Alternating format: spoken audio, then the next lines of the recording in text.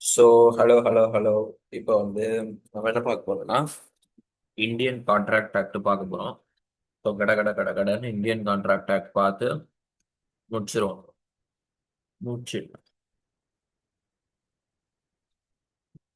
Indian contract act first unit 1 2 அப்புறம் 4 5 6 7 8 9 முடிச்சுட்டு அப்புறமா யூனிட் 3 போறேன். ஓகேவா? கம்மி தான். இதுல யூனிட் 1ல இருந்து 9 எக்ஸப்ட் யூனிட் 3 வந்து 72 பேஜஸ். அதுக்கப்புறம் மிச்சது பார்த்துக்கலாம்.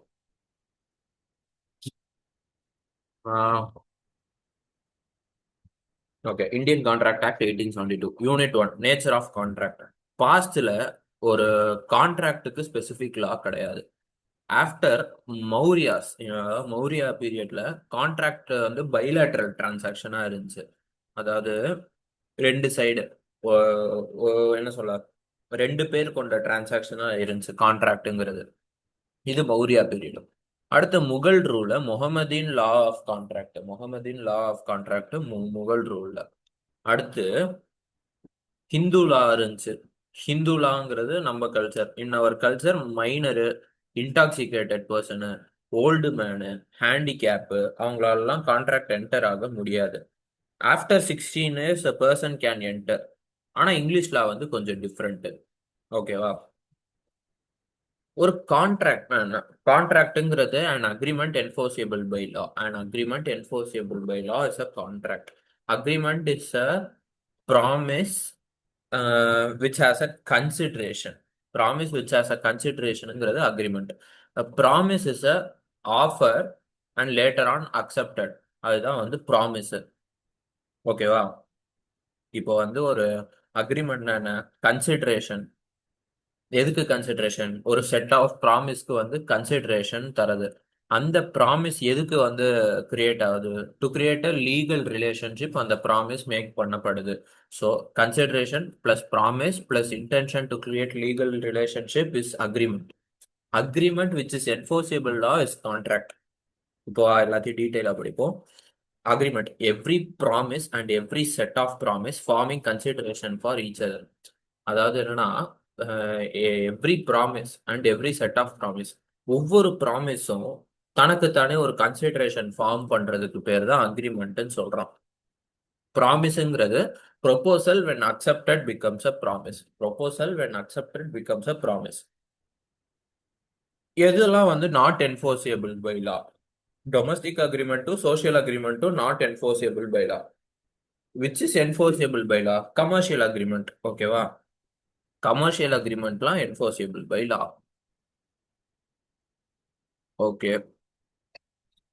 ப்ரொபோசல் நான் மேக் பண்றேன் ஃபர்ஸ்ட். ஏன்னா ப்ரொபோசல் மேக் பண்றேன் சிக்னிஃபைஸ் சொல்லிட்டு proposal accepted, proposal become promise. என்ன சொல்ல வர அதுல? I make a proposal. அதாவது இப்ப எனக்கு அந்த கார் வேணும், 5 லட்சம் ரூபாய்க்கு கார் வேணும் அப்படின்னு நான் ப்ரொபோஸ் பண்றேன். எதுக்காக ப்ரொபோஸ் பண்றேன்? அவன் அந்த ப்ரொபோசலை ரிஜெக்ட் பண்றதுக்கா? இல்ல, அவன் வந்து அந்த ப்ரொபோசலை அக்செப்ட் பண்ணும் அப்படிங்கிற எண்ணத்துல நான் ப்ரொபோஸ் பண்றேன். எனக்கு 5 லட்சம் ரூபாய்க்கு இந்த கார் வேணும். ஓகே, அவன் அந்த ப்ரொபோசலை அக்செப்ட் பண்ணிட்டான். அவன் அக்செப்ட் பண்ணதுக்கு அப்புறம் ப்ரொபோசல் வந்து ப்ராமிஸா மாறுது. ஓகே. அக்ரிமெண்ட்டுங்கிறது offer or proposal which is accepted for a consideration is called agreement. ஓகேவா? Offer or proposal which is accepted becomes promise. Okay. அடுத்து அக்ரிமெண்ட்டுக்கும் கான்ட்ராக்டுக்கும் டிஃபரன்ஸ். நான் சொன்ன மாதிரி டிஃபரன்ஸ் பிட்வீன் அப்புறம் பார்த்துக்கோ. அடுத்து essentials of a valid contract.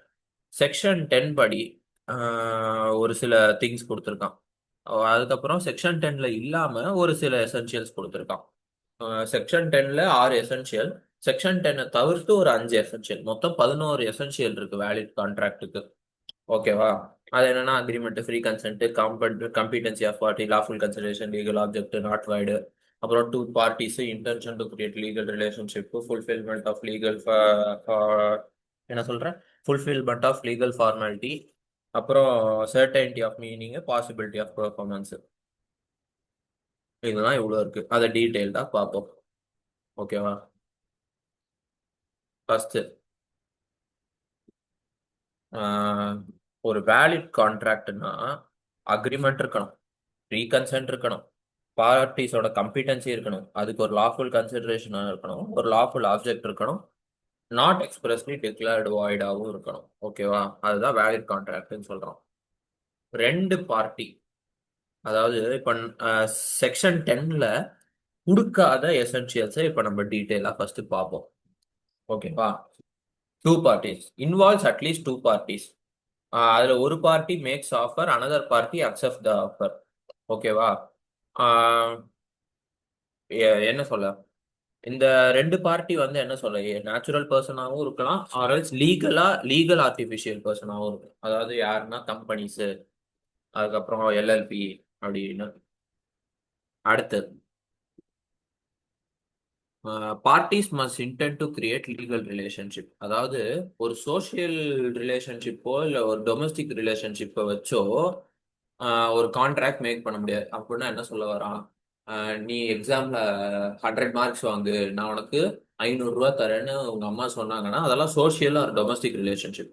அது வந்து கான்ட்ராக்ட் கீழே வராது. லீகல் ரிலேஷன்ஷிப் கிரியேட் பண்ணும். அதாவது என்னன்னா, நீ எனக்கு 5 lakhsக்கு அந்த கார் தெரியா அப்படின்னு ஒரு ஆஃபர், அது வந்து லீகல் ரிலேஷன்ஷிப் கீழே வரும். ஓகேவா? அடுத்து other formalities to be compliant. அதாவது அது என்ன ப்ராப்பர் ஃபார்மாலிட்டிஸ் இருக்கணுங்கிறோம். அது என்ன ஃபார்மாலிட்டி? கான்ட்ராக்ட் வந்து எது ரிட்டனா இருக்கலாம் ஆர் ஸ்போக்கனா இருக்கலாம். லீகலா ரெண்டுமே ஓகே தான். But written in certain cases வந்து கம்பல்சரி. அது எந்த அந்த certain cases? Insurance, land purchase etcetera, இதெல்லாம் இந்த சர்டைன் கேசஸ். அடுத்து certainty of meaning. No chaos, no confusion, no doubts, no vague agreement. சொல்ல போனா நோ வேக் அக்ரிமெண்ட். வேக் அக்ரிமெண்ட்னா என்ன? அதாவது இப்போ ஒரு இதுல வந்து நீ ஒரு கார் டீலர்கிட்ட போற, நான் 5 லட்ச ரூபா தரேன், நீ எனக்கு கார் கொடு அப்படின்னு வந்து ஒரு வேக அக்ரிமெண்ட் போடக்கூடாது. நான் 5 lakhs தரேன், நீ வந்து எனக்கு அந்த ப்ளூ கலர் எர்டிகா காரை நீ செல் பண்ணு அப்படின்னு ஒரு ஆஃபர் மேக் பண்ணும். அந்த மாதிரி ஒரு சர்டனிட்டி ஆஃப் மீனிங் இருக்கணும். சும்மா வேகா காரை கொடுன்னா அவன் எந்த கார் எடுத்து கொடுப்பான் 5 லட்ச ரூபாய்க்கு? அடுத்து possibility of performance. Agreement to do and impossible act is not valid. அதாவது என்னன்னா, ஆஹ், நான் உனக்கு 5 lakhs தரேன், நீ வந்து 5 கிலோமீட்டர் கடல்ல நடந்துரு அப்படின்னு இம்பாசிபிள் டாஸ்க் வந்து அக்ரிமெண்ட் கிடையாது. ஓகேவா? இது வந்து என்ன சொல்ல, நம்ம செக்ஷன் 10ல கொடுக்காத எசென்சியலை இப்போ நம்ம பார்த்துட்டோம். அடுத்து செக்ஷன் 10ல மென்ஷன் ஆயிருக்கிற எசென்சியல் பார்ப்போம். No free consent. ஃபர்ஸ்ட் ஒரு ஃப்ரீ கன்சென்ட் இருக்கணுங்கிறோம். ஓகே, ஃப்ரீ கன்சர்ன்னா என்னன்னு தெரிஞ்சுக்கணும்னா, என்ன சொல்ல, நோ ஃப்ரீ கன்சர்னுக்கு அப்படியே ஆப்போசிட். எதெல்லாம் ஃப்ரீ கன்சர்ன் கிடையாதோ அதை தவிர்த்து மிச்சம் இருக்கிற எல்லாமே ஃப்ரீ கன்சர்ன் தானே. ஸோ எதெல்லாம் ஃப்ரீ கன்சர்ன் இல்லைன்னு பார்த்துருவோம். First coercion, coercion. கோயேஷனுங்கிறது த்ரெட்டன் டு ஃபிசிக்கல் ஹார்ம். அதாவது இப்போ நான் உன்னை கொன்றுவேன், உன் ஃபேமிலியை கொன்றுவேன், ஆர்எல்ஸ் நான் சூசைட் பண்ணிப்பேன், நீ எனக்கு இந்த காரை வித்துரு, 5 லட்ச ரூபாய்க்கு இந்த காரை வித்துரு, நான் இல்லாட்டி உன் ஃபேமிலியை கொண்டுருவேன், உன்னை கொண்டுருவேன், சூசைட் பண்ணிப்பேன். இந்த மாதிரி பிசிக்கல் ஹார்ம்க்கு த்ரெட்டன் பண்றது வந்து கோயேஷன். ஓகேவா? அடுத்து undue influence, taking advantage of the influence. அதாவது என்னன்னா, இப்போ நீ இருக்க, உன் மேக்ஸ் சார் இருக்காரு, ரொம்ப உனக்கு க்ளோஸு அந்த சார். ஓகேவா? அந்த சார் பயங்கரம்னா பயங்கரம் க்ளோஸ். நீ அவரை ரொம்ப மதிக்கிற. அவர் வந்து என்ன பண்றாரு, நீ டெய்லி சைக்கிள்ல போறதை பார்த்துட்டு, ஜனனி எனக்கு அந்த சைக்கிளை 200 ரூபாய்க்கு தாயேன், இந்த சைக்கிளை நானே வாங்கிக்கிறேன், 200 ரூபாய்க்கு கொடுன்னு ஒன்று அப்படியே ப்ரெஷர் போடுறாரு. இப்போ வந்து என்ன, நீ அந்த சைக்கிள் அவருக்கு தராட்டி அவர்கிட்ட உனக்கு ஒரு பேட் நேம் கிடைச்சிரும். ஸோ மேக்ஸ் அகாடமிக்ஸ்ல ஏதாவது பாதிப்பு ஏற்பட வாய்ப்பு இருக்கு. ஓகேவா? ஸோ அந்த மாதிரி அவர் அந்த மேக்ஸ் சாருங்கிற அந்த அட்வான்டேஜ் ஆர்எல்ஸ் அந்த இன்ஃப்ளூயன்ஸ் இருக்குல்ல, அந்த இன்ஃப்ளூயன்ஸை அட்வான்டேஜாக எடுத்துக்கிட்டு உன்கிட்ட வந்து இந்த சைக்கிள் 200 ரூபாய்க்கு வாங்கிக்கிட்டாருன்னு வையேன், அது வேலிட் கான்ட்ராக்ட் கிடையாது. ஓகேவா? அடுத்து ஃப்ராடு. அதாவது ஜென்ரலாகவே நீ ஒரு ஃப்ராடு பண்ணி ஒரு கான்ட்ராக்ட் உள்ள போனால் அது வேலிட் கான்ட்ராக்ட் கிடையாது. அது எந்த ஃப்ராடாக இருந்தாலும் சரி. ஓகேவா? அடுத்து மிஸ்டேக் ஆர் மிஸ்ரெப்ரசன்டேஷன். அதாவது என்ன சொல்ல வரான், மிஸ்டேக் ஆர் மிஸ்ரெப்ரசன்டேஷன் என்ன? அதாவது ஒரு மிஸ்ரெப்ரசன்டேஷனுங்கிறது அந்த, இப்போ ஃபார் எக்ஸாம்பிள் ஒரு பையர் இருக்கான், ஒரு செல்லர் இருக்கான். அந்த ப்ராடக்ட்டை பத்தி செல்லருக்கு வந்து என்ன சொல்ல ஒரு ஐடியா இருக்கும். செல்லர் இப்போ அந்த ப்ராடக்ட் ஆரஞ்சு கலர்ல இருக்கும் அப்படிங்கிறது செல்லருக்கு தெரியும். அந்த ப்ராடக்ட்டை பத்தி டிஸ்கிரைப் பண்ணும்போது செல்லர் வந்து ஆரஞ்சுன்னு சொல்லிட்டான். ஆனா செல்லர் வந்து கலர் தான் மீன் பண்ணான். பையர் என்ன நினைச்சுக்கிட்டான், ஓகே ஆரஞ்சு பழத்தை சொல்றான் போலன்னு ப்ராடக்ட்டை வந்து மீன் பண்ணி அந்த ப்ராடக்ட்டுக்கு காசு கொடுத்து வாங்கிட்டான். அதுக்கப்புறம் அந்த ப்ராடக்ட் வந்தோடனே தான் தெரியுது, என்ன இவன் ஆரஞ்சு பழம்னு நினைச்சா ஆரஞ்சு கலர்ல ஏதோ ஒரு ப்ராடக்ட்டை கொடுத்துருக்கான் அப்படின்னு வந்து பையர் கன்ஃபியூஸ் ஆகும். அந்த மாதிரி மிஸ்ரெப்ரசன்டேஷன் நடக்குதுல்ல, அது செல்லர் தப்பும் கிடையாது. ஆனா அந்த மாதிரி மிஸ்ரெப்ரசன்டேஷன் நடந்தா it is not a valid agreement. அதே மாதிரி மிஸ்டேக்கு, ஆக்சுவலா மிஸ்ரெப்ரசன்டேஷன் மிஸ்டேக்கு மோர் ஆர்லெஸ் சிமிலர் கான்செப்ட் தான். ஆனா மிஸ்டேக்ல வந்து ஒரு ஸ்லைட் டிஃபரன்ஸ் இருக்கு. ஓகேவா? எல் செல்லர் வந்து மிஸ்ரெப்ரசன்டேஷன் பண்ணிட்டான், அவனையே அறியாம வந்து ஒரு ப்ராடக்ட் வந்து வேற மாதிரி ரெப்ரசன்ட் பண்ணிட்டான். ஆனா மிஸ்டேக்குன்னு பொறுத்த வரைக்கும் என்னன்னா, இப்போ ஒரு ப்ராடக்டை பையர் கிட்ட வித்துட்டோம். அந்த ப்ராடக்ட்ல ஏதோ ஒரு பிரச்சனை இருந்திருக்கு. அது செல்லருக்கு, சார் எனக்கு தெரியாது மிஸ்டேக் ஆயிருச்சு, நான் வந்து அந்த இதை நானே டீப்பா தான் செக் பண்ணேன், ஆனா அந்த டிஃபெக்ட் எப்படி வந்துச்சுன்னு தெரியல, அது என்ன, அது வந்து மிஸ்டேக் ஆயிருச்சு அப்படின்னு ஒரு செல்லர் வந்து கிளைம் பண்ணிக்கலாம், நான் வந்து மிஸ்டேக் பண்ணிட்டேன் அப்படின்னு. ஆனா அது ஜென்யூனா இருக்கணும். அந்த மாதிரி ஜென்யூனா இருந்தா அந்த கான்ட்ராக்ட் வந்து வேலிட் கிடையாது. ஆனா செல்லருக்கும் எந்த விதமான பனிஷ்மெண்ட்டும் இருக்காது. அடுத்து இந்த கான்சென்சஸ் அட் இடம். அதாவது இது வந்து ஃப்ரீ கன்சென்ட்னு சொல்றோம். ஃப்ரீ கன்சென்ட் நாட் நெசசரிங்கிறான். என்னடா இது அப்படின்னா, ஆஹ், என்ன சொல்ல, இப்போ மிஸ்ரெப்ரசன்டேஷன் ஆர் மிஸ்டேக் இருக்குல்ல, அந்த டயத்துல ஃப்ரீ கன்சென்ட்டுங்கிறது கான்செப்டுக்கே வந்து இடம் இல்லை.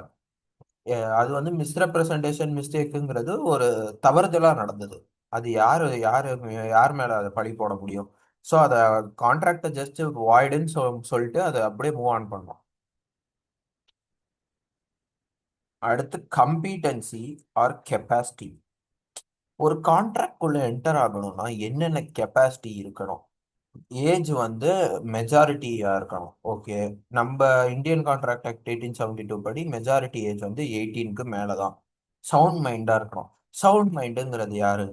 Person not lunatic and not intoxicated, person not lunatic and not intoxicated, அதுதான் வந்து சவுண்ட் மைண்டு.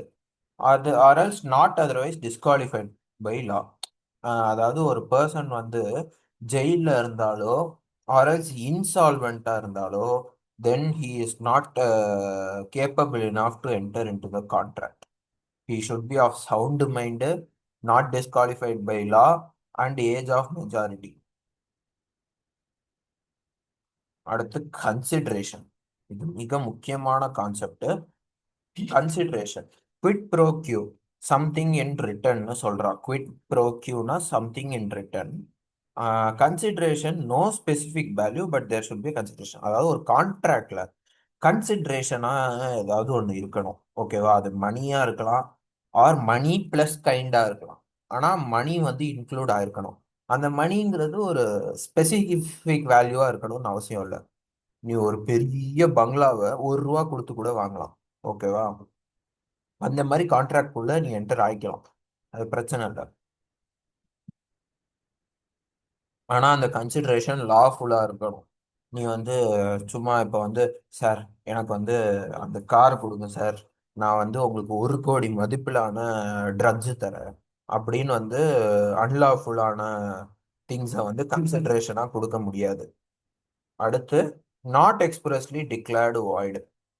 அதாவது என்ன சொல்ல வரான்னா, அந்த கன்சிடரேஷன் வந்து இல்லீகலா இருக்கக்கூடாது, அது ஆர்எல்ஸ் வாய்டா இருக்கக்கூடாது, அந்த கன்சிடரேஷன் லாவால ப்ராஹிபிட் பண்ண செஞ்சிருக்க கூடாது. ஓகேவா?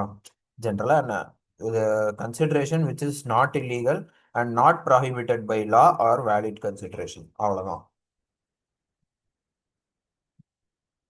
அடுத்து types of contract.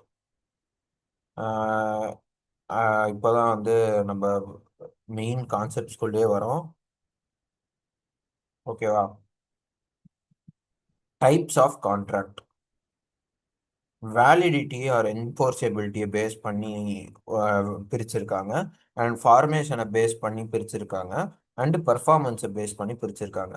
Validity R என்ஃபோர்ஸபிலிட்டியில் valid contract இருக்கு, வாய்டு கான்ட்ராக்ட் இருக்கு, வாய்டபிள் கான்ட்ராக்ட் இருக்கு, இல்லீகல் அக்ரிமெண்ட் இருக்கு, அன்என்ஃபோர்ஸபிள் கான்ட்ராக்டும் இருக்கு. ஃபார்மேஷனை பார்த்தா எக்ஸ்பிரஸ் கான்ட்ராக்ட் இருக்கு, இம்ப்ளைட் கான்ட்ராக்ட் இருக்கு, குவாசி கான்ட்ராக்ட் இருக்கு, இ கான்ட்ராக்ட் இருக்கு. அடுத்து பெர்ஃபார்மன்ஸ் பேஸ் பண்ணி பார்த்தா எக்ஸிக்யூட்டட் கான்ட்ராக்ட் இருக்கு, எக்ஸிக்யூட்டரி கான்ட்ராக்ட் இருக்கு. எக்ஸிக்யூட்டரி கான்ட்ராக்ட்ல யூனிலேட்ரல் எக்ஸிக்யூட்டரி கான்ட்ராக்ட் இருக்கு, பைலேட்ரல் எக்ஸிக்யூட்டரி கான்ட்ராக்டும் இருக்கு. சரி வா, வேலிடிட்டியை பேஸ் பண்ணி பார்ப்போம். First valid contract. Agreement which is binding and enforceable, it contains all essential elements of valid contract. அதாவது ஒரு வேலிட் கான்ட்ராக்டோட எல்லா எசென்சியல் எலமெண்ட்ஸும் கண்டெயின் பண்ணி அந்த அக்ரிமெண்ட் வந்து என்ஃபோர்ஸபிளாகவும் இருக்கு, அந்த இருக்கிற பார்ட்டிஸ் எல்லாரையும் பைண்ட் பண்ணுது அப்படின்னா அது ஒரு வேலிட் கான்ட்ராக்ட். அடுத்து void contract. Contract which couldn't be performed. Contract which ceases to be enforceable by law. ஒரு கான்ட்ராக்ட் எது பெர்ஃபார்ம் பண்ண முடியாதோ அண்ட் அந்த கான்ட்ராக்ட் சட்டப்படி என்ஃபோர்ஸ் பண்ண முடியாது, அந்த கான்ட்ராக்ட்லாம் வந்து வாய்டு கான்ட்ராக்ட்னு சொல்றாங்க. அடுத்து voidable contract. An agreement which is enforceable by law at the option of one or more parties thereto but not at the option of other or others is a voidable contract. அதாவது ஒரு agreement அது வந்து enforceable by லா, ஓகேவா? அது சட்டப்படி enforce பண்ண முடியும். ஆனா எப்படி என்ஃபோர்ஸ் பண்ண முடியும்? ஒரு பார்ட்டியோட டெசிஷன் ஆர்எல்ஸ் மெனி பார்ட்டிஸோட டெசிஷன், ஓகேவா? ஏன்னா வந்து ஒரு குறிப்பிட்ட ஆள் இந்த கான்ட்ராக்ட் வந்து என்ஃபோர்ஸ் பண்ணலான்னு சொன்னால் மட்டுமே, அதாவது அந்த கான்ட்ராக்ட் உள்ள இருக்கிற ஒரு குறிப்பிட்ட ஆள் இந்த கான்ட்ராக்டை என்ஃபோர்ஸ் பண்ணலாம் அப்படின்னு டிசைட் பண்ணா மட்டுமே இந்த கான்ட்ராக்ட் என்ஃபோர்ஸ் ஆகும். அந்த குறிப்பிட்ட ஆளை தவிர்த்து இருக்கிற மற்ற ஆட்கள் வந்து டிசைட் பண்ண முடியாது. அந்த ஸ்பெசிஃபிக் பர்சன் டிசைட் பண்ணா மட்டுமே அந்த கான்ட்ராக்ட் வந்து வேலிட் ஆகும். அந்த மாதிரி கான்ட்ராக்ட் தான் வந்து வாய்டபிள் கான்ட்ராக்ட்னு சொல்றோம். அடுத்து வாய்டு வாய்டபிளுக்கு டிஃபரன்ஸ், அது வந்து டிஃபரன்ஸ் பிட்வீன் செஷன்ல பார்த்துக்கலாம். அடுத்து இல்லீகல் கான்ட்ராக்ட். இது ரொம்ப பெரிய விஷயம் கிடையாது. Illegal contract. Not all void are illegal but all illegal are void. அதாவது எல்லா வாய்ட் கான்ட்ராக்டும் இல்லீகல் கிடையாது, ஆனா எல்லா இல்லீகல் கான்ட்ராக்டும் வாய்டு கான்ட்ராக்ட்னு சொல்றான். Contract which law forbids to be made. அதாவது வாய்டு கான்ட்ராக்டா வச்சு சட்டம் வந்து அந்த கான்ட்ராக்டை என்ஃபோர்ஸ் பண்ண முடியாதுன்னு சொல்லுது.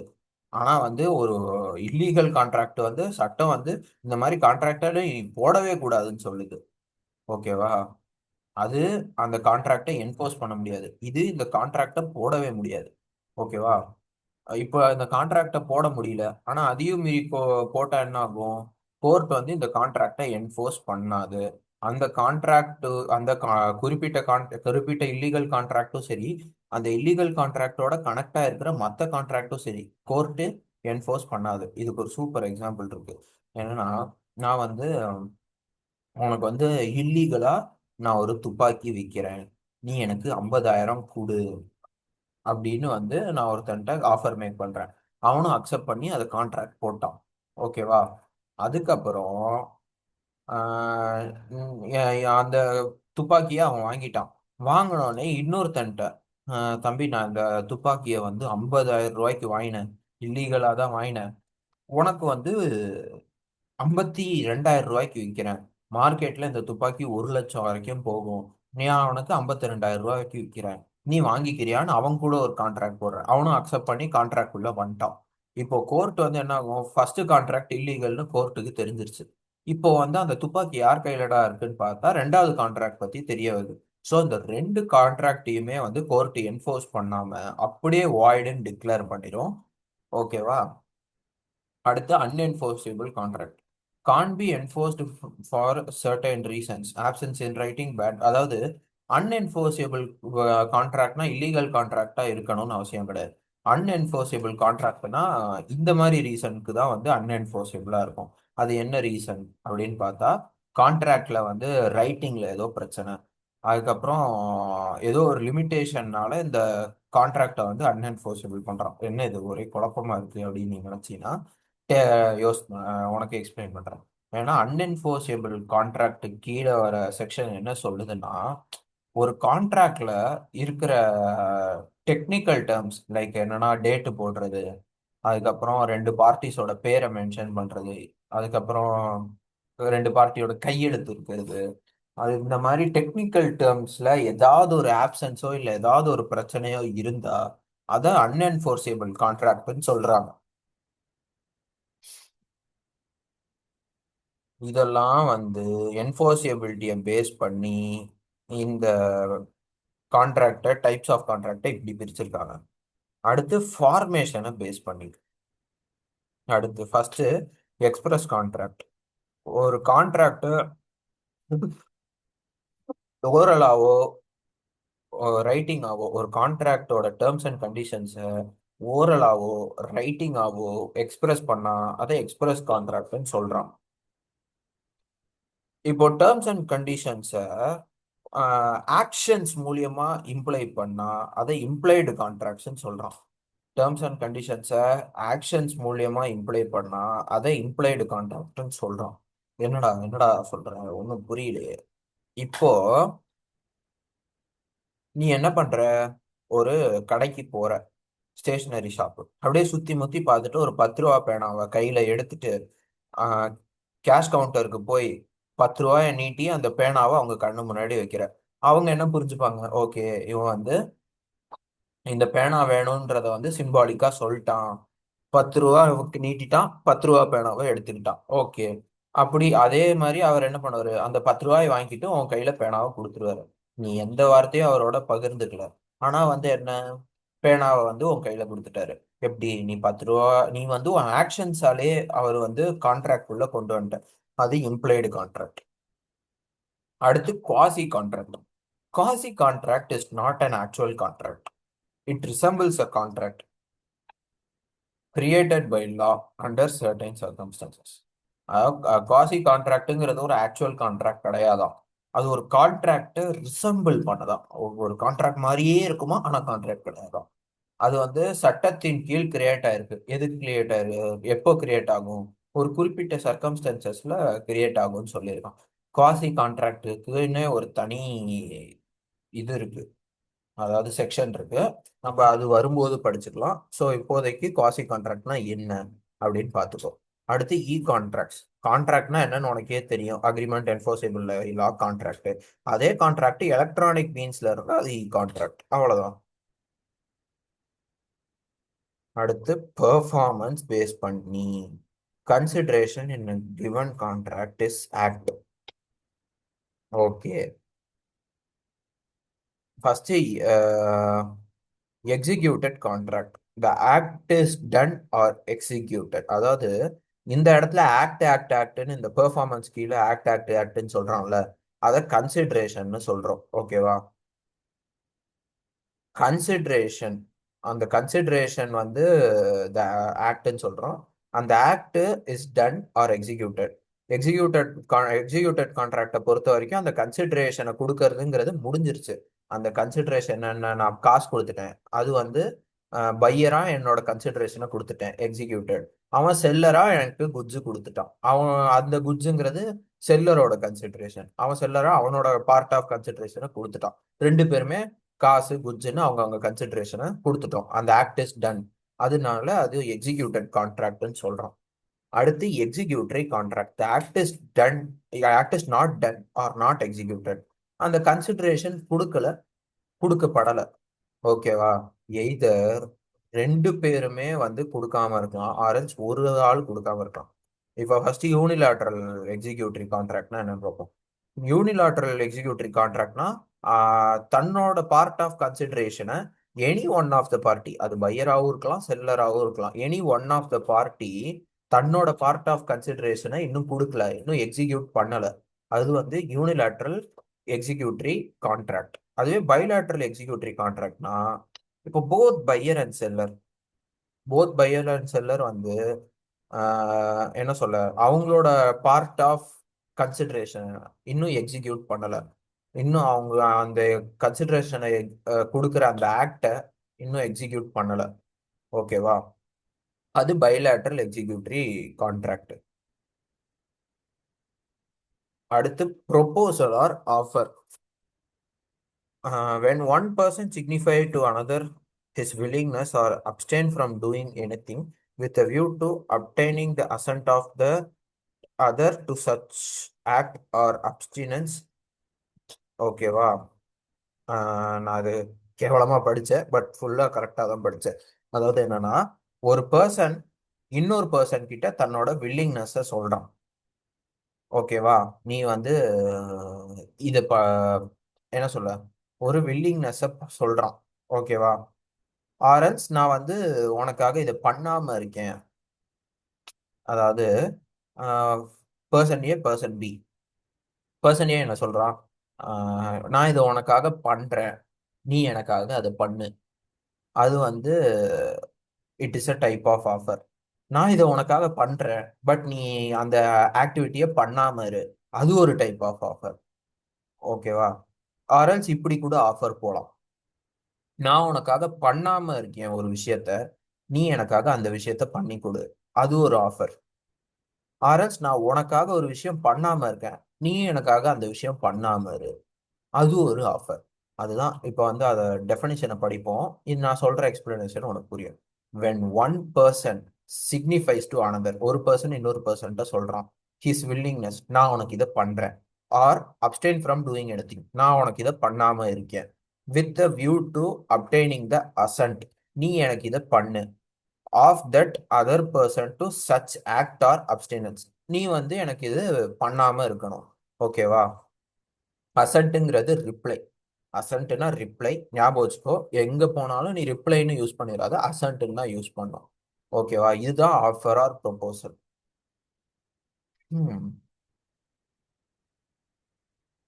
எசென்ஷியல் அப்படின்னு என்ன சொல்றான்? ஒரு ஆஃபர் ஆர் ப்ரொபோசல் மேக் பண்ணும்போது அதோட எசென்ஷியல் என்ன? Promisor or offeror. ஓகேவா? the one who promises or one who gives the offer or one who proposes is promiser or offerer. இதுதான் மேக்கர் ஆஃப் ஆஃபர்னு சொல்றான், ப்ராமிசர் ஆர் ஆஃபரர். அடுத்து ஆஃபரி ஆர் ப்ராமிசி. அந்த ஆஃபரை receive பண்ணுவான்ல, அந்த ப்ரொபோசலையோ அந்த ப்ராமிஸையோ அந்த ஆஃபரையோ ரிசீவ் பண்ணுவான்ல, அந்த ரிசீவ் பண்றவன் பேர் தான் ஆஃபரி ஆர் ப்ராமிசி. ஓகேவா? இப்போ நான் உனக்கு ஒன்று சொல்லிட்டேன், எனக்காக இது பண்றியாடா, ஆர்எல்ஸ் எனக்காக இது மாதிரி பண்ணாம இருக்கியாடா அப்படின்னு நான் உன்கிட்ட ஒரு ஆஃபர் மேக் பண்ணிட்டேன். நீ பதிலுக்கு என்ன சொல்லணும்? willingness must be expressed with a view to obtain the assent of the party to whom the offer is made. அதாவது இதை நீ பதில், நான் உனக்கு இல்ல நான் இதை ரிஜெக்ட் பண்றேன் இந்த ஆஃபரை அப்படின்னு நீ சொல்லணும், ஆர்எல்ஸ் நான் இந்த ஆஃபரை அக்செப்ட் பண்றேன்னு சொல்லணும். அந்த ரெண்டு ரிப்ளையை நான் எக்ஸ்பெக்ட் பண்ணேன்னா, ஓகேவா, அந்த ரெண்டு ரிப்ளைல ஏதோ ஒரு ரிப்ளை நான் எக்ஸ்பெக்ட் பண்ணா, then this is a valid offer. ஓகேவா? ஆஃபர் வந்து பாசிட்டிவ் ஆஃபராகவும் இருக்கலாம், நெகட்டிவ் ஆஃபராகவும் இருக்கலாம். ஓகேவா? ஆஹ் அது வந்து என்ன சொல்ல, நான் உனக்கு காசு தரேன், நீ வந்து என்ன பண்ற, உன்னோட டீச்சிங் வந்து நீ விட்டுரு, நீ வந்து உன்னோட வேலையை விட்டுரு, நான் உனக்கு இவ்வளோ காசு தரேன் அப்படின்னு கூட இருக்கலாம். நெகட்டிவாகவும் இருக்கலாம். Offer can B positive or negative. அடுத்து கைண்ட்ஸ் ஆஃப் ஆஃபர். ஓகேவா? எப்படி வந்து ஆஃபரை வந்து பிரிக்கிறாங்க, ஆஃபரை வந்து எப்படி மேக் பண்றானோ இல்ல ஆஃபரை யாருக்கு மேக் பண்றானோ அப்படின்ற அந்த ரெண்டு விதமான பிரிவினையில ஆஃபரோட டிஃப்ரெண்ட் கைண்ட்ஸை பிரிச்சிருக்காங்க. ஓகேவா? ஆஃபர் எப்படி மேக் பண்றாங்க? Express offer, implied offer. ஆஃபரை யாருக்கு கொடுக்குறாங்க? General offer, specific offer. So அப்படியே வரிசையா பார்ப்போம். First general offer.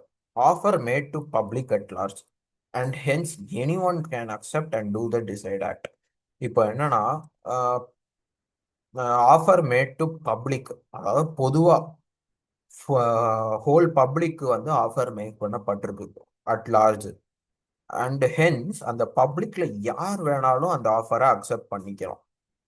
ஓகேவா? அந்த ஆஃபரை அக்செப்ட் பண்ணி நான் உனக்கு வந்து இந்த டிசைட் ஆக்டை பண்ணித்தரேன் அப்படின்னு அந்த ஆஃபரை அக்செப்ட் பண்ணிக்கலாம் பப்ளிக்ல யார் வேணாலும். இதுல வந்து ஒரு முக்கியமான கேஸ் ஸ்டடி இருக்கு. அந்த ஸ்மோக் பால் கேஸ் ஸ்டடின்னு சொல்லிட்டு ஒன்று, அந்த கேஸ் ஸ்டடி வந்து படிச்சுக்கணும். அடுத்து special or specific offer. when an offer made to a specific person or an ascertained person, it is known as special or specific offer. Only that ascertained person can accept the offer.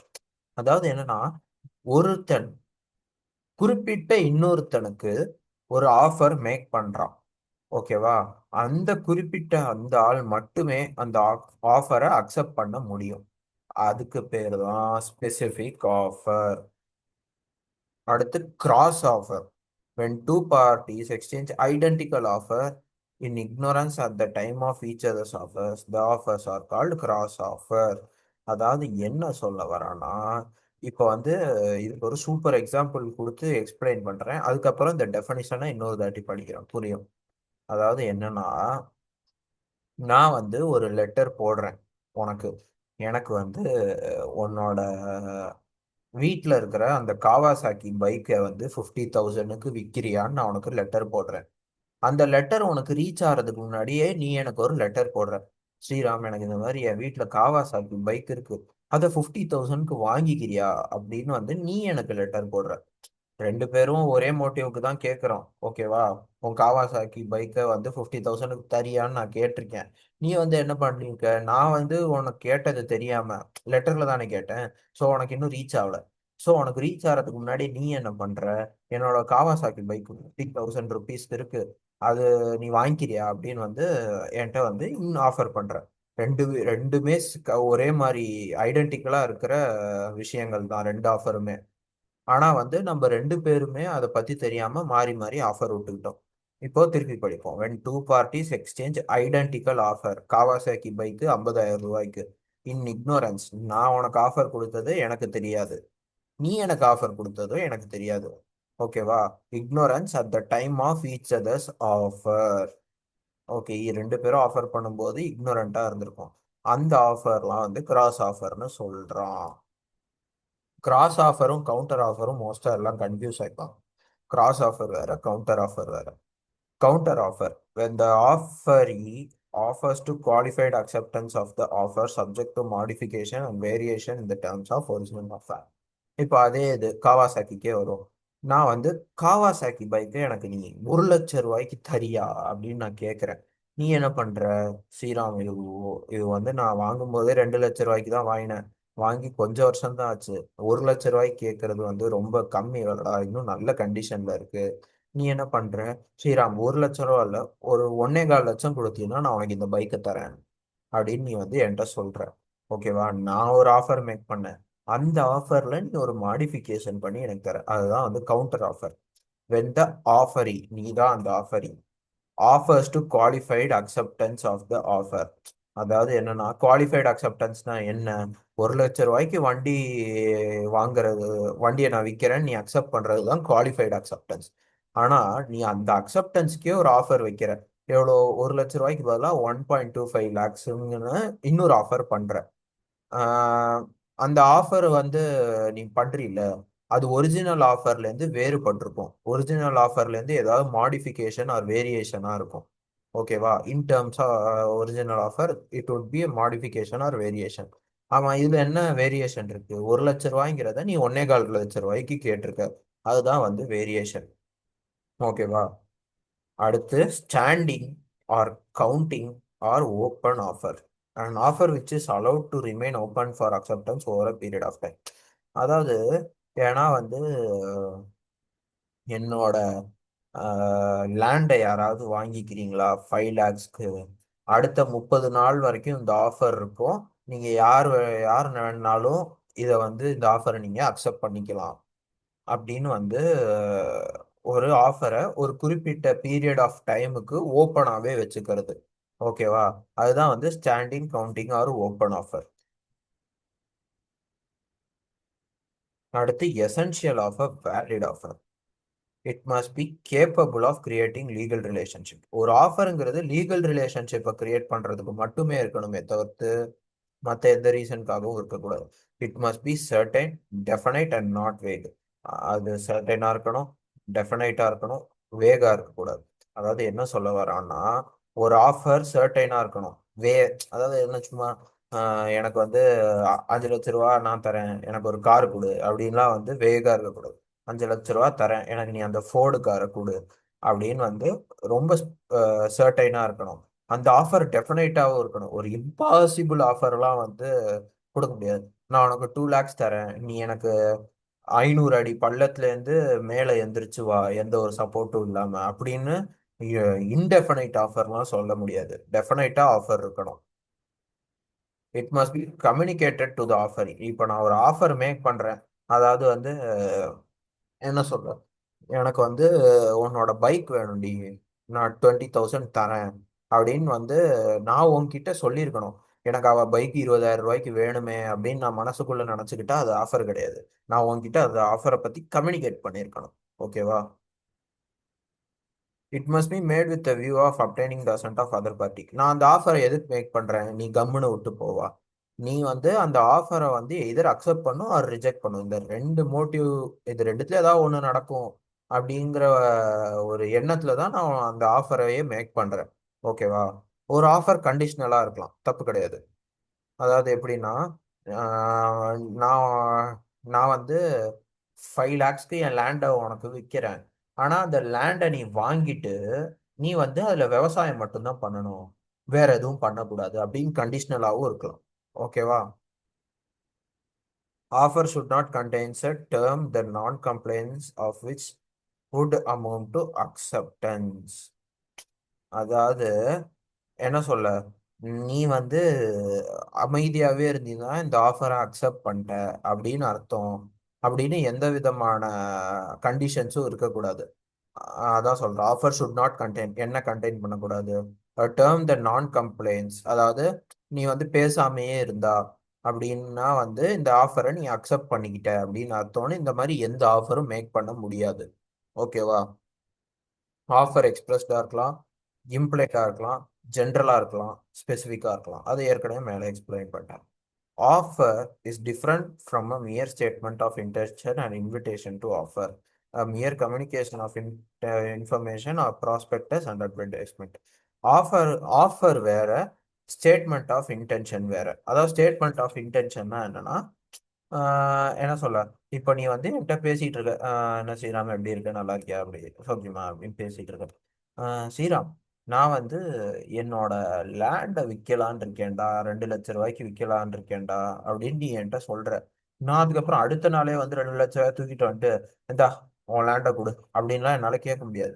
ஏன்னா நீ வந்து just என்ன சொல்ல, 2 லட்ச ரூபாய்க்கு விற்கலாம் இருக்கேன்னு தான் சொன்ன.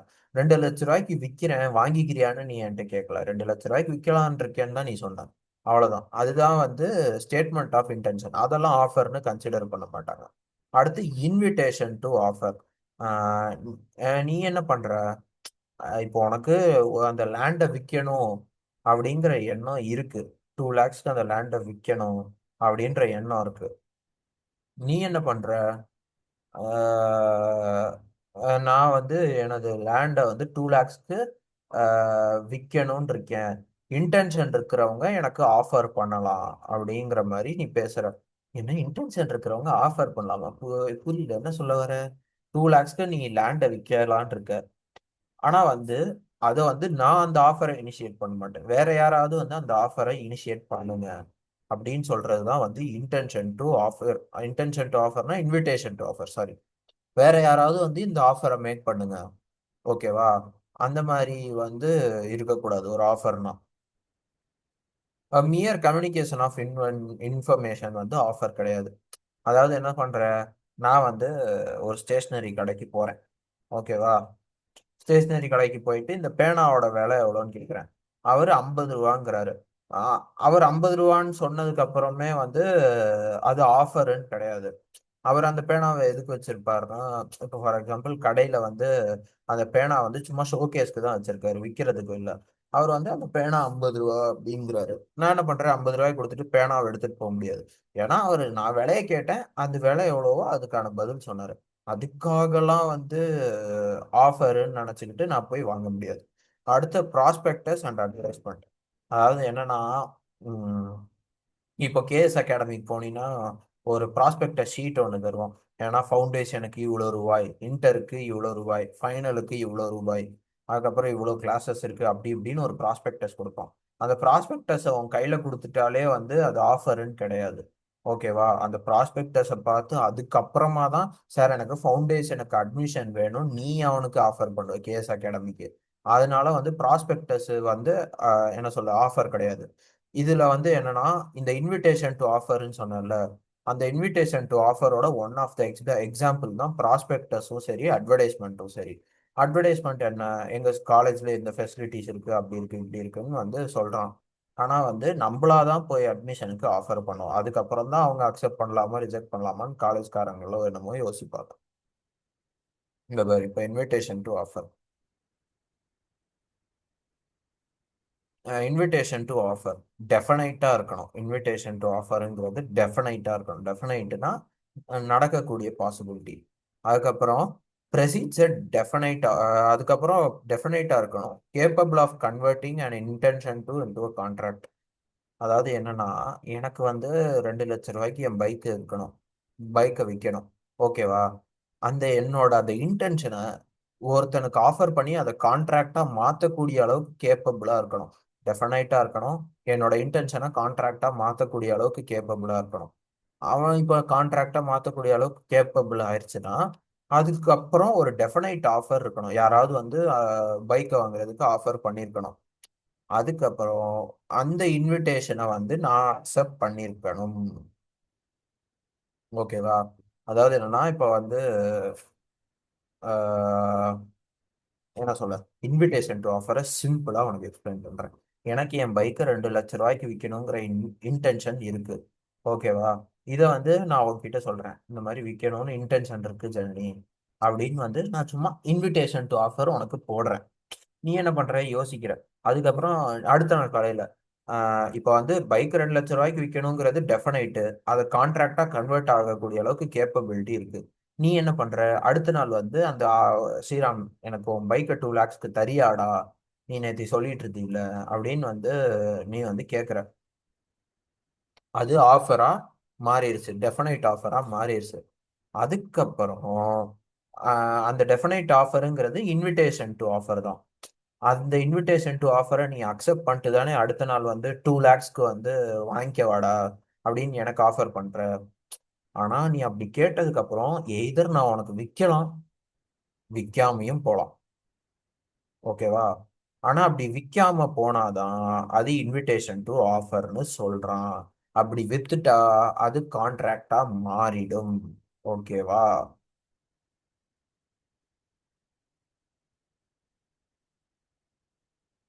சுருக்கமா சொல்ல போனா, ஆஃபர் மேட் டு நெகோஷியேட், அவ்வளவுதான். அதோட எக்ஸாம்பிள் சொல்றோம், இன்விடேஷன் டு ஆஃபரை வந்து எக்ஸாம்பிள் சொல்றோம். ப்ராஸ்பெக்டஸு, குட்ஸை டிஸ்ப்ளே பண்றது, அட்வர்டைஸ்மெண்ட்டு, அதுக்கப்புறம் quotation of price sent in reply to a query regarding price. அதாவது ஏன்னா இந்த பேனாவோட விலை என்னப்பா, 50 ரூபா, அதெல்லாம் இன்விடேஷன் டு ஆஃபர். ஓகேவா? ஆஃபர் கிடையாது. Offer can be made by abstinence, act. ஆக்ட்ல வந்து வேர்ட்ஸும் இருக்கு, கண்டக்டும் இருக்கு. வேர்ட்ஸ் வந்து ரிட்டனாகவும் இருக்கும், ஓரலாகவும் இருக்கு. அது ஆஃபரோட டெஃபினிஷன் தான் நான் இப்படி எக்ஸ்பிளைன் பண்றேன். ஆஃபர் வந்து என்ன சொல்ல, ஆஃபரிங் அ சர்டைன் பர்சன். அதுக்கப்புறம் நம்ம வந்து நான் இது பண்றேன், ஆக்ட். நான் இது பண்ணாம இருக்கேன், அப்டினன்ஸ். ஓகேவா? அது அவனை வந்து பண்ண சொல்றது அவர் பண்ணாம இருக்க சொல்றது. அதை வந்து எப்படி சொல்லலாம், இம்ப்ளாய்டாகவும் இருக்கலாம், அதுதான் கண்டக்ட். ஆர் எக்ஸ்பிரஸ்டாகவும் இருக்கலாம், அது வந்து ரிட்டனாகவும் இருக்கலாம், ஓவராலாகவும் இருக்கலாம். அவ்வளவுதான். இப்போ ஆஃபர் மேக் பண்ணிட்டேன். அக்செப்டன்ஸ்னு ஒன்று இருக்குல்ல. Acceptance, when the person to whom the proposal is made signifies his assent thereto, proposal it sell to be accepted. அதாவது ஒருத்தனுக்கு வந்து நீ ப்ரொபோசல் பண்ற, அவன் அதுக்கப்புறம் அந்த ப்ரொபோசலுக்கு அவன் ரிப்ளை தரணும். அந்த ப்ரொபோசலுக்கு பாசிட்டிவான ரிப்ளை கொடுத்துட்டான்னா அந்த ப்ரொபோசல் அக்செப்டட் ஆயிருச்சுன்னு அர்த்தம். ப்ரொபோசல் அக்செப்ட் ஆனதுக்கு அப்புறம் அது ப்ராமிஸா மாறுது. Before acceptance offer can B revoke. இப்போ நான் ஏ வந்து பிக்கு வந்து ஆஃபர் பண்றான். அந்த ஆஃபர் வந்து பி அக்செப்ட் பண்றதுக்கு முன்னாடி ஏ நினைச்சா அந்த ஆஃபரை கேன்சல் பண்ணிக்கலாம். அந்த கேன்சல் பண்ணிக்கிறதுக்கு பேர் தான் ரிவோக்கு ஆர் டேக் பேக். நம்ம மோஸ்டா லாங்குவேஜ்ல ரிவோக்கே போவோம். Legal rules for valid acceptance. Acceptance can given only by the person to whom the offer is made. யாருக்கு ஆஃபர் பண்ணியிருக்கோ அவன் தான் அக்செப்ட் பண்ண முடியும். ஓகேவா? Acceptance must be absolute and unqualified. அதாவது அக்செப்டன்ஸ்னா ஸ்ட்ரைட் ஐ அக்ரி, அவ்வளவுதான். அதுக்கு மேல அக்செப்டன்ஸ்க்கு வேற வேலையே இல்லை. இப்போ வந்து பைக் வந்து அதே தான், இந்த எக்ஸாம்பிளுக்கே வரேன். நான் வந்து உனக்கு ஆஃபர் பண்றேன், உன் பைக்கை 1,25,000க்கு நீ விற்கிறியான்னு நான் கேட்குறேன். நீ எஸ்ங்கிற ஒரு வார்த்தையை சொன்னா மட்டும்தான் அக்செப்டன்ஸ். அதை விட்டுவிட்டு 1,50,000க்கு விற்கிறேன், 1,25,000க்கு முடியாது, 1,50,000க்கு பைக்கை வாங்கிக்கிறியா அப்படின்னா அது அக்செப்டன்ஸ்னு கிடையாது. Acceptance must be communicated. அதாவது நான் வந்து பைக்கை விற்கிறியான்னு நான் கேட்டதுக்கு அப்புறம் நீ வந்து மனசுக்குள்ளேயே ஓகே அப்படின்னு நீ வந்து நினச்சிக்கிட்டீங்கன்னா அது வந்து அக்செப்டன்ஸ் கிடையாது. அந்த அக்செப்டன்ஸை நீ எனக்கு கம்யூனிகேட் பண்ணணும். ஓகேவா? A mere variation in language not involving any difference in substance would not make acceptance ineffective. அதாவது என்ன சொல்ல, இதை வந்து ஒரு எக்ஸாம்பிள் வச்சு சொல்றேன். இப்போ வந்து இந்த பேனாவை வந்து எனக்கு 10 ரூபாய்க்கு தரியான்னு நான் வந்து உன்கிட்ட கேட்குறேன். நீ என்ன பண்ற? ஓகே, இந்த பேனாவை 10 ரூபாய்க்கு வாங்கிக்கோ அப்படின்னு வந்து நீ வந்து என்கிட்ட சொல்ற. அதுவும் அக்செப்டன்ஸ் தான். ஓகே வாங்கிக்கோ அப்படின்னு சொல்றதும் அக்செப்டன்ஸ் தான். எஸ் ஷோர் அப்படின்னு சொல்றதும் அக்செப்டன்ஸ் தான். வேர்ட்ஸ்ல வேரியேஷன் இருக்குங்கிறதுக்காக வந்து அது அக்செப்டன்ஸ் இல்லை அப்படின்னு கிடையாது. அக்செப்டன்ஸ் ஒரு ப்ரிஸ்கிரைப்டு ஃபார்ம்ல தான் இருக்கணும். ஓகேவா? அந்த அக்செப்டன்ஸ் வந்து ஒரு ரீசனபிள் டைம்குள்ள பண்ணிடணும். அக்செப்டன்ஸ் வந்து என்ன சொல்ல, நான் வந்து ஆஹ், ஒரு வருஷத்துக்கு முன்னாடி நீ ஒரு ஆஃபர் மேக் பண்ணில, அதை நான் இப்போ அக்செப்ட் பண்றேன்னு ஒரு வருஷம் கழிச்செல்லாம் வந்து சொல்லக்கூடாது. அக்செப்டன்ஸா ஒரு ரீசனபிள் டைம் இருக்கணும். அந்த ரீசனபிள் டைம்குள்ள அக்செப்டன்ஸ் நடக்கணும். இப்போ நான் மௌனம் சம்மதத்திற்கு என்ன சொல்ல, மௌனம் சம்மதத்திற்கு அடையாளம் அப்படிலாம் வந்து சொல்ல முடியாது. Mere silence is not acceptance. Acceptance by conduct or implied acceptance. அதாவது நம்ம ஆக்ஷன்ஸ் மூலியமாகவும் அக்செப்டன்ஸை வெளிப்படுத்தலாம். ஓகேவா? அதை நம்ம எக்ஸ்பிரஸ் பண்ணணும் தான் இல்லை, ஆக்ஷன்ஸ் மூலியமாகவும். ஓகேவா? இது வந்து என்ன சொல்றோம் அப்படின்னா என்ன சொல்ல, நீ வந்து என்ன பண்ற, 10 ரூபாயை நீட்டி உன் பேனாவை எனக்கு குடுறா அப்படின்னு நீ வந்து சொல்ற. நான் எதுவுமே பேசல, 10 ரூபாயை உன் கையில இருந்து வாங்கிட்டு என் பேனாவும் கையில வைக்கிறேன். இது ஒரு ஆக்ஷன். அந்த ஆக்ஷன் வந்து உன் பண்ணிட்டாலே அது அக்செப்டன்ஸ் தானே அர்த்தம். பேனா உன் கையில ஒன்ஸ் வச்சிட்டாலே அக்செப்டன்ஸ் தானே அர்த்தம். Communication of offer and acceptance. Contracting parties are face to face. அதாவது ரெண்டு பேர் நேருக்கு நேரா இருக்காங்க. இப்போ வந்து ஜானிக்கு முன்னாடி இப்போ நான் ஒன்று நேருக்கு நேர் கண்ணு கண்ணு நான் பார்க்குறேன். இப்போ நான் ஒரு ஆஃபர் மேக் பண்றேன். நீ எதிர் என் ஃபேஸ்க்கு முன்னாடி அதை அக்செப்ட் பண்ணணும், ஆர்எல்ஸ் வந்து என் ஃபேஸ்க்கு முன்னாடி அதை ரிஜெக்ட் பண்ணணும். அப்போ எந்த பிரச்சனையும் இல்லை, எந்த ப்ராப்ளமும் இல்லை. ஆனா நீயும் நானும் டிஸ்டன்ஸ்ல இருக்கோம், அப்போதான் பிரச்சனையே வரும். Communication of offer is complete when it comes to the knowledge of the person to whom it is made. அதாவது என்னன்னா, ஒரு ஆஃபரை நம்ம வந்து கம்யூனிகேட் பண்றோம். ஓகேவா? இந்த மாதிரி எனக்கு வந்து உன் பைக் 2,00,000 ரூபாய்க்கு தரியான்னு நான் வந்து உன்கிட்ட கேட்குறேன். ஓகேவா? ஃபேஸ் டு ஃபேஸ் கேட்டா பிரச்சனை இல்லை. உனக்கு நான் லெட்டர் போடுறேன்ல, நான் வந்து உன் பைக்கை 2 lakhsக்கு தரியான்னு உனக்கு வந்து லெட்டர் போடுறேன். நீ அந்த லெட்டரை எப்போ பிரிச்சு படிக்கிறியோ அப்பதான் கம்யூனிகேஷன் ஆஃப் ஆஃபர் கம்ப்ளீட் ஆகும். ஏன்னா பிரிச்சு படிச்சவொடனே உனக்கு நாலேஜ் வந்துடும். ஓகே, இவன் வந்து என் பைக்கை 2 lakhsக்கு வாங்கிக்கணும்னு நினைக்கிறான். அப்படிங்கிற நாலேஜ் வந்துடும். ஸோ அப்போ வந்து லெட்டர் பிரித்து படிக்கிறீங்க. அப்படி பிரித்து படிக்கும்போதே நாலேஜ் வந்துடும். அதுக்கப்புறம் கம்யூனிகேஷன் ஆஃப் ஆஃபர் கம்ப்ளீட் ஆயிரும். அடுத்து கம்யூனிகேஷன் ஆஃப் அக்செப்டன்ஸ். அதாவது மோட்டு வந்து 12ஆம் தேதி ஒரு ஆஃபர் மேக் பண்ணி லெட்டரா போடுறான். பட்டுலுக்கு அது 14ஆம் தேதி ரீச் ஆகுது. ஓகேவா ஆஃபர். பட்லு என்ன பண்றான், 15ஆம் தேதி அக்செப்ட் பண்ணி ஒரு லெட்டர் எழுதுறான். அது 17ஆம் தேதிக்கு மோட்டுக்கு போய் ரீச் ஆகுது.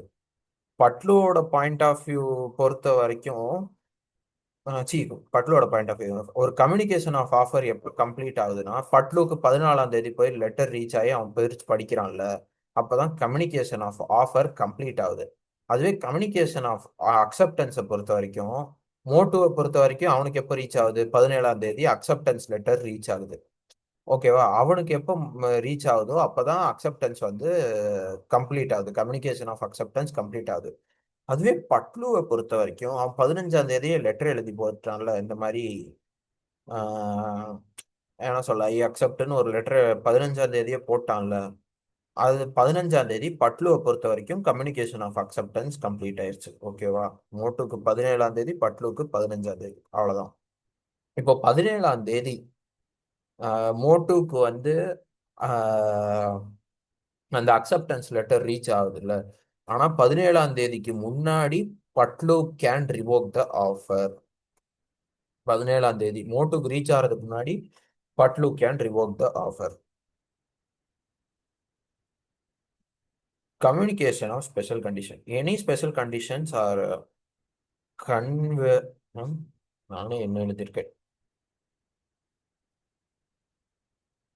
conveyed conveyed any special condition conveyed tactically, and the acceptance of this condition also conveyed by the offeree again tacitly or without him even realizing it. அதாவது என்னன்னா, எனி ஸ்பெஷல் கண்டிஷன்ஸை வந்து அந்த ஆஃபரர் வந்து ஆஹ், என்ன பண்ணுவோம் இப்போ, ஏன்னா இந்த மாதிரி என் ப்ராடக்டை வாங்கணும்னா இந்த ஸ்பெஷல் கண்டிஷன்ஸை ஃபாலோ பண்ணணும்னு ஆஃபர் ஒரு விதமாக வந்து சொல்லியிருப்பாரு. அதுக்கப்புறம் ஆஃபரையும் வந்து அந்த ஆஃபரை அக்செப்ட் பண்ணும்போது அதே விதமாக தான் சொல்லணுங்கிறாங்க. ஓகேவா, அடுத்து communication of performance proposer. when acceptance is put into a course of transmission when it would be out of the power of acceptor when it comes to the knowledge of proposer. அதாவது communication of performance. அதாவது என்ன சொல்ல வரோம், நான் வந்து இந்த குறிப்பிட்ட perform பண்றேன் சார் அப்படின்னு வந்து அக்செப்டார் வந்து சொல்றான். அது வந்து ப்ரொபோசரை பொறுத்த வரைக்கும் அந்த பெர்ஃபார்மன்ஸை அந்த அக்செப்டார் வந்து பண்ண போறாரு அப்படின்னு ப்ரொபோசருக்கு எப்போ அது தெரிய வரும், வென் அக்செப்டார் வந்து என்ன சொல்ல, ஒரு put in to a course of transmission when it will be out of the power of accept. அதாவது என்ன சொல்ல வரான்னா, கம்யூனிகேஷன் ஆஃப் பெர்ஃபார்மன்ஸ். பெர்ஃபார்மன்ஸ்னா ஒரு குறிப்பிட்ட ஆக்டிவிட்டியை பண்றோம். ஓகேவா, நான் வந்து இப்போ என்னன்னா ஒரு ஆஃபர் இருக்கு. ஏன்னா வந்து ஸ்ரீராம், நான் உனக்கு 2000 ருபீஸ் தரேன்டா. நீ என்ன பண்ணு, உம், அஹ், உன்னோட வீட்டு மொட்டை மாடியில போய் உன் தண்ணி டேங்கை ஃபில் பண்ணு அப்படின்னு நீ சொல்ற. அது கேவலமான ஒரு ஆஃபர் தான் வச்சுக்கோயேன். 2000 ரூபாய்க்கு தண்ணி டேங்கை ஃபில் பண்ண சொல்ற. நான் என்ன பண்றேன், தண்ணி டேங்கை ஃபில் பண்ணிட்டேன். ஓகேவா, நான் அக்செப்ட் பண்ணிக்கிட்டேன், தண்ணி டேங்கையும் ஃபில் பண்ணிட்டேன். ஓகேவா, ஃபில் பண்ணதுக்கு அப்புறம் நான் ஃபில் பண்ணி முடிச்சிட்டேன்டி அப்படின்னு நான் வந்து உனக்கு லெட்டர் போடுறேன். நான் லெட்டர் போடுற அந்த செகண்டே என்னோட பர்ஃபார்மன்ஸை நான் உனக்கு கம்யூனிகேட் பண்ணி முடிச்சிட்டேன்.